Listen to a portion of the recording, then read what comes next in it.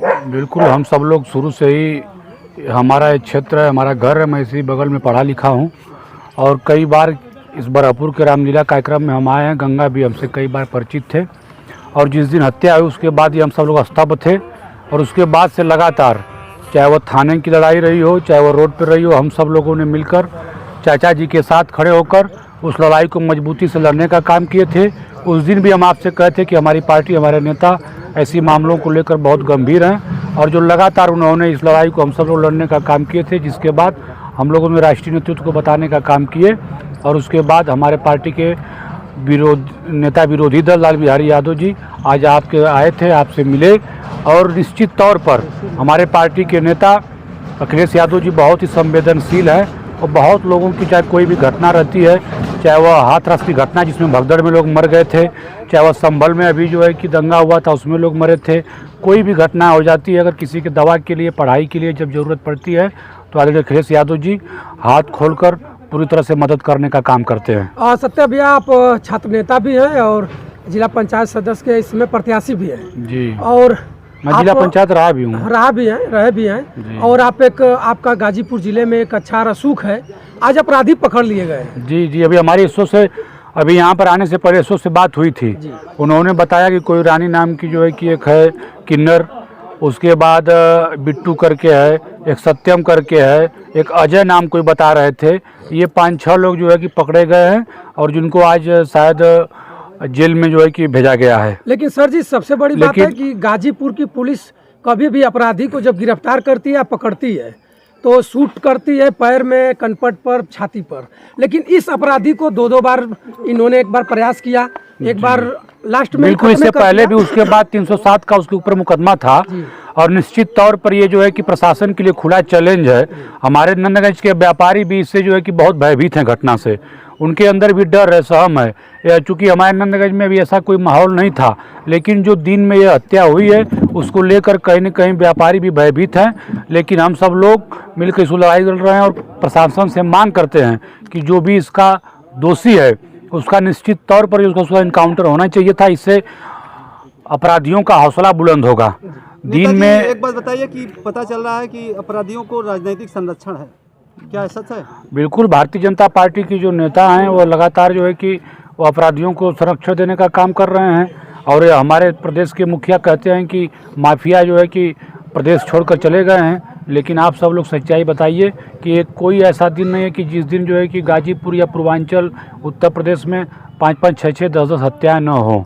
तो इस तरह से जो है कि पूरी तरह से भय का लोगों में बना हुआ है और ये झूठा जो है कि जो उनका नारा है कि जो जीरो टॉलरेंस पे जो बात करते हैं वो कहीं से दिखाई नहीं दे रहा है और अपराधियों के हौसले लगातार बुलंद है। लूट की जो हत्याएं आप देखें, सुल्तानपुर से लेकर तमाम जगहों पर, अभी बीच में उन्नाव में एक घटना हुई थी, सुल्तानपुर में हुई, अभी कुछ दिन पहले हम लोग देख रहे थे बैंक में एक डकैती हुई थी अभी।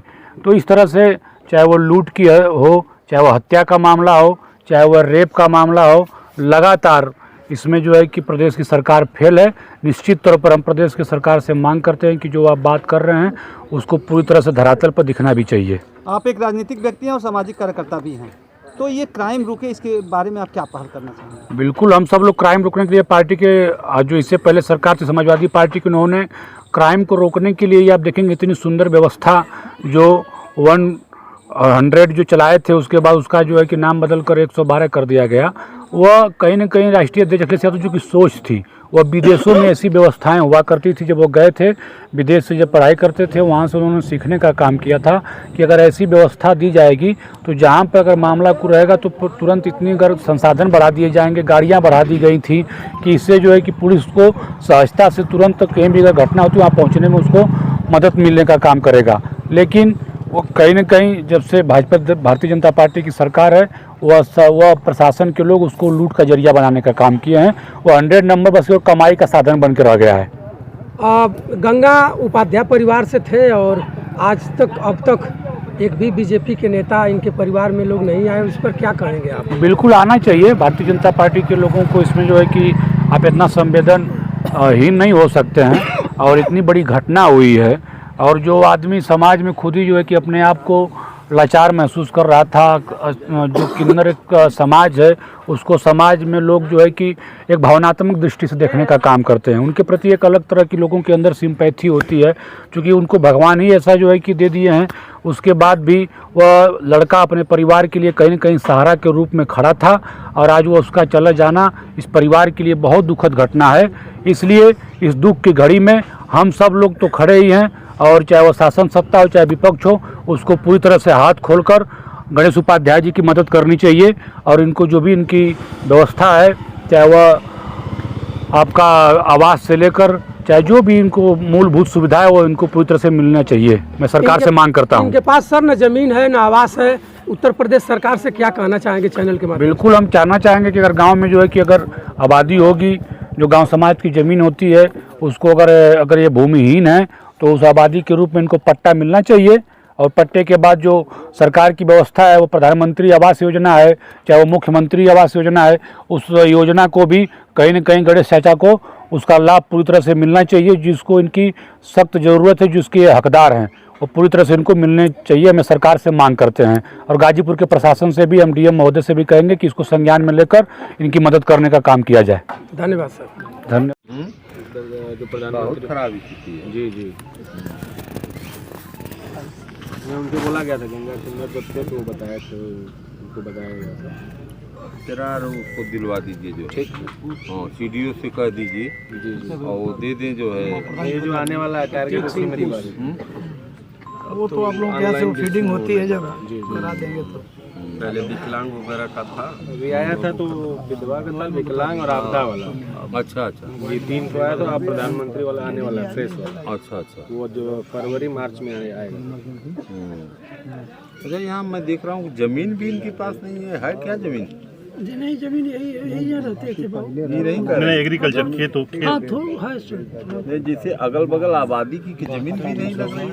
ये आबादी है सर, पूरा मकान सब वो आबादी है। नहीं करें। आपके पास कितना मौके पर कब्जा है? ये ढाई हिस्सा है सर। वो जमीन जो नीचे पोखरी टाइप है उसको लेकर। पोखरी इधर नहीं है सर, उधर साइड में उधर पोखरी है। नहीं, जो गाढ़ा है। गाढ़ा मिट्टी निकाल के मिट्टी निकालने के बाद मिट्टी निकालने के बाद कच्चा मकान जब बना ये मान ले प्रधान जी अगर एक को देते हैं आवास, तो बनेगा कहाँ? कोई जगह है? यही है बगल में। जहाँ दफना है बांस को उखाड़ना हाँ, ये पड़ेगा। बांसू वही बनाने के लिए सर वो कहे थे। तिरपाल वाला बनाए हैं, वहीं बनाएंगे। आबादी है कि गढ़ई कहाँ है? गढ़ई कहाँ? झगड़ा बाद में झगड़ा नहीं करना। 20 मेरा नफा है सर। बाद में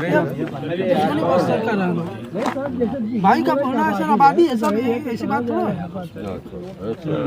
अरे ठीक है, वो तो अल्लाह। अरे अभी मैं तो जानकारी के लिए पूछ रहा हूँ। कागजी चीज जो है क्या है, वो तो कागज हाँ, बताएगा। कागज बताए वो। ठीक हो तो सही जो। तो भाई देखिए, हम तो गए थे मिलने राष्ट्रीय अध्यक्ष जी से 9 वर्ष पर, लेकिन आपके विषय में उनको जानकारी थी, इस हत्या के विषय में, तो उन्होंने हमें तुरंत जो है कहा कि आप जाइए जो है और जो सीधे नंदगंज जाइए, उनके परिवार से मिल करके फिर हमें जो है बताइए जो। तो हम कल फिर जा रहे हैं लखनऊ, बुलाया गया है कल, शायद फ्रंटल संगठनों की बैठक है, तो उसमें बुलाया गया, तो उसमें जा रहा हूँ और कल रिपोर्ट तैयार करके ले करके जाऊँगा जी। सर, इनका छोटा पुत्र अस्पताल में एडमिट है, तो उसके लिए भी कुछ हो जाए सर। क्या हुआ है? एक्सीडेंट कर दिए हेलो सर की कैसे लड़ाई जो है कि हो गई थी एक्सीडेंट बनारस सर, में। बनारस में लोग यही गिरोह के लोग अथु किए हैं। बनारस में लड़ाई। कैसे किए हैं बाबू कुछ पता इलाज नहीं। चल रहा है अभी इसका बनारस। बनारस में इलाज में है बाबू। किस हॉस्पिटल में है? एपेक्स नहीं, अगर सरकारी हॉस्पिटल में होता तो उसको दूसरे हिसाब से मदद की कर दी जाती। इसमें 2-4 लाख की ज़रूरत होती तो मदद ऐसे हो जाती जो है। नहीं, इस समय क्या स्थिति है? इस समय स्थिति रोड पड़ गया बाबूजी, और गाजीपुर के लिए हम कहे थे कि रेफर करा लो, अब रेफर हो गया है कि नहीं बाबू इस पता आप रेफर कराइए, गाजीपुर में जो कुछ भी होगा उसको हम हमारी पत्नी करेंगे। ने कराई के लिए नहीं, आप वहाँ से रेफर कराइए, गाजीपुर मेडिकल कॉलेज भेजिए और वहाँ हम नहीं, देखते BHU हैं। करा दे। BHU बिना ही ड्रामा मेडिकल सेंटर कॉलेज। वो ड्रामा सेंटर से ही सर गए वहाँ पर। ड्रामा सेंटर से ये पैक्स में गए हैं। सर वहाँ जवाब दे दिए सर, इसलिए वहाँ गए बाबू। अच्छा, ड्रामा सेंटर वाला हाँ, ये सब भी तो सरकारी अस्पताल के लोग जो है कितना जवाब दे दिए बाबू। ओवरलोड हो जा रहा है। ओवरलोड है। और और ड्रामा सेंटर में तो बिहार के 25% मरीज आ रहे हैं, 25-30% हो गए बिहार के। अस्पतालों की हालत भी बहुत खराब है, मरीज भी। मैं समझ रहा हूँ कि हम लोगों के यहाँ रोज